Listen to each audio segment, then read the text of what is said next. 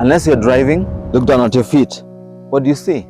Your feet are encased in a cast. Cast that is pointed in the front, wide at the middle, lifted at the back, and supported with an arch. We are told this is protection. We are told this is comfort. What if I told you this is a cast engineered to stop movement? Probably you'd think I'm crazy. Probably you'd think it's a cult. Probably you'd think I'm against the industry. Well, that's exactly what the shoe is. A cast. A cast that is meant to limit your connection with Mother Nature. My name is Dr. Hamisi Kote Ali, and this is the Health Farm Podcast.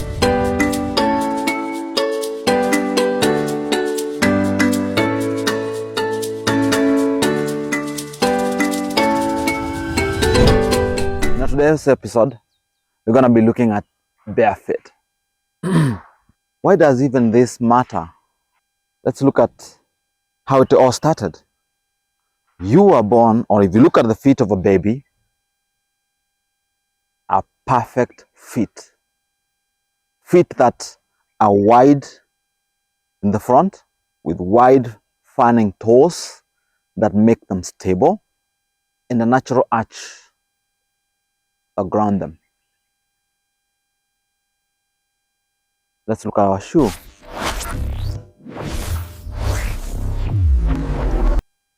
To the ladies, some is a pinhole. To the men as well. Others have been lifted with a rubber cushion. Lifted with a rubber cushion that causes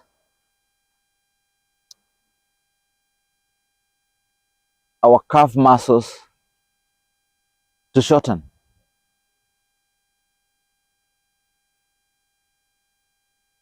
The squeezing in the front and the widening at the back affect the blood flow to the foot. The support, the elevation, the support with your arch cause a weakening of the foot muscles. But then we are told that's beauty. We are told that's protection. But this advancement in technology, this advancement in engineering might probably be the cause of your pain, the cause of your suffering. When your toes, which were meant to be fanning and spread out, are now casted into a tight, compressed band, what happens to the bones? They get deformed. They get you the corns. They get you the bunions. They get you cut of blood circulation. They cause compression of nerves to give you motor neuroma. Okay. Then, the arch that was naturally meant to help us lift and feel now is supported. The muscles here that are supposed to support this now are weak and vulnerable. And that weakness causes instability that you don't even help with. The heel that you have in your shoe that cause one, misalignment of how your body is supposed to be aligned. And number two, causes shortening and loss of proprioception. Yes, proprioception, mark that word. Proprioception is how your brain gets aware of where your body is in space. And that awareness comes from your feet. Now, think about it. If you encase your foot in a cast, as we have said, and then you walk or you run or you train or whatever you're gonna do every single day, what have you done to your brain? Let me explain. The human foot, like the lips, like the hands, contains billions of sensory receptors, has 26 bones, it has 33 joints, it has over 100 muscles, because the foot is a master of engineering. It's masterpiece of architecture that is meant to communicate, to connect us with Mother Nature, and to help our brain understand whatever is happening on the ground to the brain for interpretation. So when you encase your feet in this cast for 8 to 10 and sometimes 12 hours, what have you done? What have you done? You've blindfolded your brain for 8, 10, 12 hours. That's what you've done. And then you blindfold yourself like that, and what do you do next? You go out running. You go out running. You go out for a walk. You go do all these activities with your brain totally blind. What does that result in? It does not result in running. It results in actual pounding. That's why most of the people who run in the city with shoes end up with injuries that take them out and stop them from running and actually get them off. Same if you're training in the gym. I don't care what you do. The same for the older people or everyone else. If you go and you fall unnecessarily,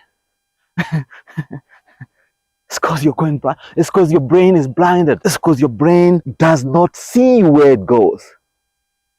It's because your muscles are shortened.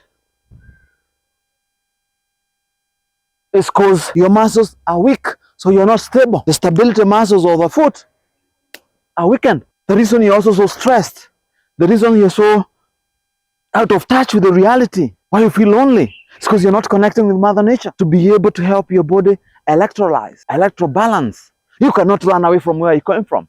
If at all, we came from the soil. We're going to go back there. Everybody will say, oh, there's germs. Oh, it's dirty. What is clean? What is clean? Tell me one thing that is clean in this world. One. Someone say, oh, there are germs. But that's a theory. It's not a fact. It's not a scientific fact. It's a theory. Because each and everything we have around us is germs. We are part of an ecosystem of organisms, big and micro. So we can keep ourselves clean to satisfy our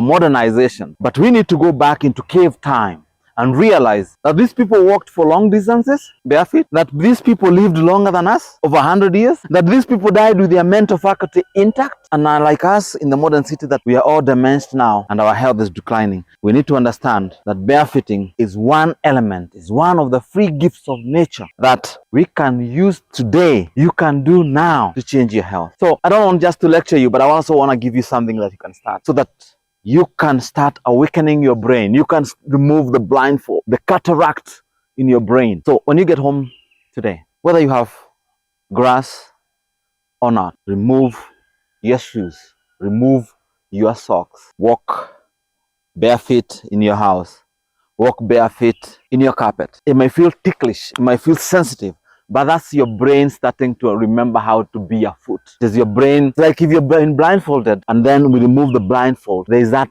excess light that would hit you and it's that a bit of disorientation. It is exactly what is happening to your brain for that sensitivity. Do it for 10 minutes, walk around, feel, let your feet get used to it a little bit, then move it a little bit further. Get out. If you can't walk, sit in the grass, sit in the outside and put your feet down and just sit. Let that sensitivity first fall down, and then try to walk a little bit and keep waking up your brain. Your muscles will start getting also more activated, more stretched out, because your feet was meant to feel the slide, was meant to feel the ground where there's a heel, there's an elevation, there's not.